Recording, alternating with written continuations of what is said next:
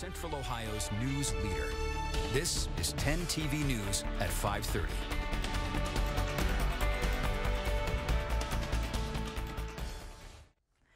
Well, after a couple of months with several days of 90-degree heat and heat indices in the triple digits, many of you were probably cranking up the AC. And you may now just be getting those painful energy bills in the mail.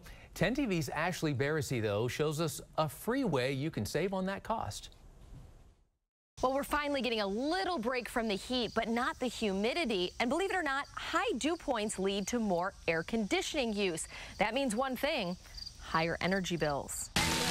It's been hot and uncomfortably humid, making the thermostat our only saving grace. But summer scorchers don't have to translate into hefty price tags. On an annual basis, we expect over $1 million in savings for our members directly and just by them participating in these programs voluntarily. At Ohio Electric Cooperatives, people like Craig Grooms control energy usage from an operations center in Columbus to 15,000 customers in outlying rural areas, meaning that during heat waves and cold snaps, they can control how much energy you use. The intention is not to really impact their comfort, but it does produce a noticeable reduction in demand. Take a look. These graphs of energy use are all based on the weather forecast. The hotter and more humid it is, the more the line excels. When those lines peak above the red threshold, co-ops send a signal via satellite to radio transmitters across the state, and then it broadcasts a radio signal. The signal then goes to radio control switches like this that can be attached to your AC unit or hot water heater